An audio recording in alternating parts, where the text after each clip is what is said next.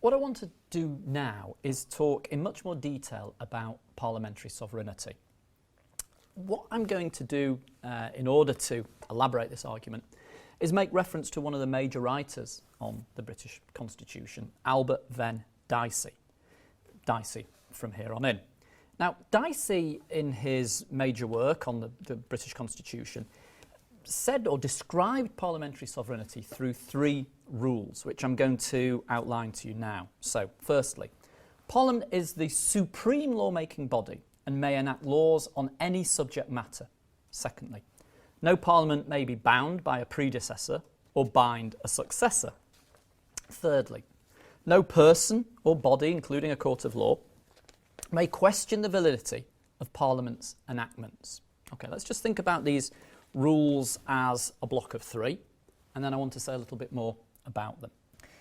The three rules, Dicey's three rules of parliamentary sovereignty, clearly follow from the idea that Parliament is the supreme lawmaking body in the British Constitution. That everything Dicey says really follows from that fundamental fact. So let's just try and work through what this might mean. One of the problems, and I'm sure this may even be a problem to a listener of this lecture or somebody thinking about these things. Parliament sounds tyrannical. It can change any law that it likes, and there's no body that can stop it. Now, that's the real problem here. Now, I'm going to give a number of answers to this question. Sir Leslie Phillips, another commentator on the Constitution, I think gave us a particularly pointed way of thinking this problem through, thinking this question through. He said, could Parliament pass a law condemning all blue-eyed babies to death? Clearly a very emotive, striking way of putting it. And the answer that Phillips comes up with, and this comes back to Dicey, and I think it's probably still generally true of the contemporary doctrine of parliamentary sovereignty, is both yes and no. It might shock you in some ways, but let me try and elaborate what I mean here. Now, clearly, if we are saying that Parliament is sovereign, and Parliament can change any law that it likes, and that there is no body that can overrule Parliament, then it would certainly follow from that that Parliament can make a law murdering blue-eyed babies or depriving a particular section of the population of their property. Any of these things which would strike us as horrific. Will Parliament do this? Now, this is a different question, isn't it? The answer is hopefully no. Or at least that's what some people would say the answer is. Parliament wouldn't do this because of the realities of politics. Can one imagine, for instance, a government that suddenly passes a law, which it can do, saying that if you are blue-eyed, you will be sentenced to death? Well, it seems fairly unimaginable, doesn't it? Why is that? Well, it could be because, for the most part, at least it's possible to argue, that the last civil war in the United Kingdom was in the 1600s. In other words, we have a country characterised by an extended period of peace where certain political bodies have not done, again, one has to be careful with these things, have not committed acts of genocide or acts of civil war.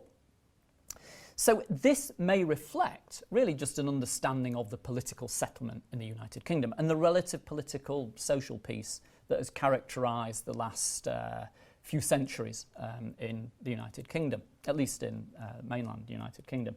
So the issue that we have to work through here is the distinction, if you like, between legal and political sovereignty. What do I mean by this?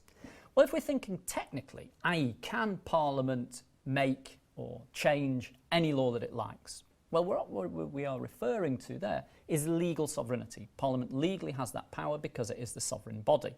However, we need to make a distinction between that legal sovereignty and political sovereignty. We could say, as far as the political sovereignty of Parliament is concerned, it is limited. It is limited by the democratic accountability of Parliament to the people. Parliament is not then politically absolute.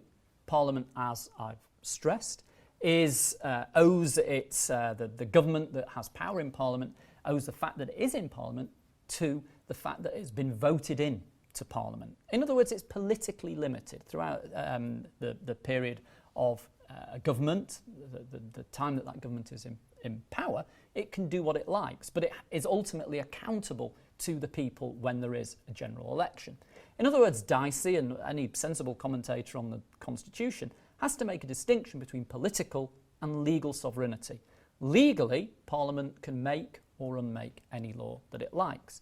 Politically, Parliament is limited. It's limited by its accountability to the people and also perhaps to the general rules, practices, conventions and understandings that have themselves grown up in British politics, and also, I suppose, by the politically possible. For instance, one could imagine that the present coalition government could, in principle, make a law about abolishing cars, abolishing private ownership of cars, let's say. Would it do that?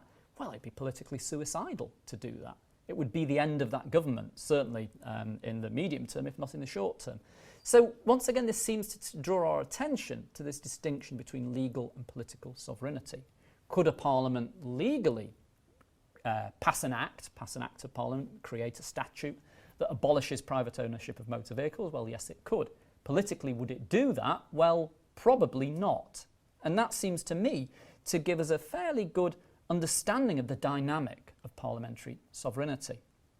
Let me just pick up a number of other points about parliamentary sovereignty in relation to Dicey's three rules. Dicey says that no parliament may be bound by a predecessor or bind a successor. This would mean, for instance, that no parliament can create an act that is binding on a future parliament, and no parliament is compelled to follow an act laid down by an earlier parliament. So in terms of the strict legal theory here, we could say that this is the continuing theory of parliamentary sovereignty. It's a rather technical term. It's explained by Ian Loveland in terms of the idea that, if you like, in terms of the theory of it, the continuing theory maintains that the sovereign parliament is a perpetual institution. Its unconfined legislative power is created anew every time it meets, irrespective of what previous parliaments have enacted. So that's the idea of the continuing power of Parliament. Now, it causes us to reflect in some ways on referendums and things like that. In other words, is a referendum passed by one Parliament binding on a subsequent Parliament?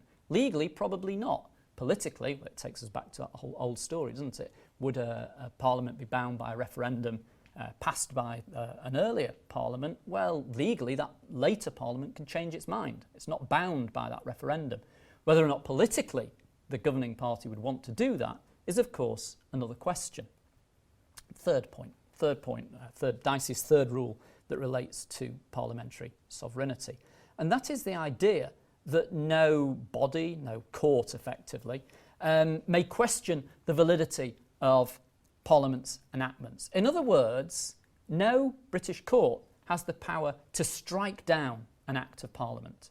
Obviously, if one looks at other supreme courts in other jurisdictions, one might come across this power. In other words, the power to declare that an act is null or void by reference to the Constitution.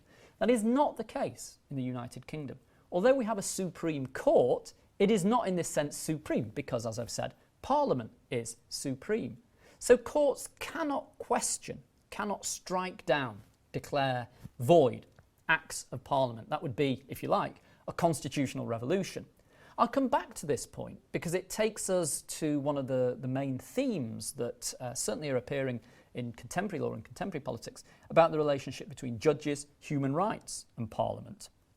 Certainly a theme that needs to be thought about in the wake of the Human Rights Act, but this is a theme that we will come back to presently.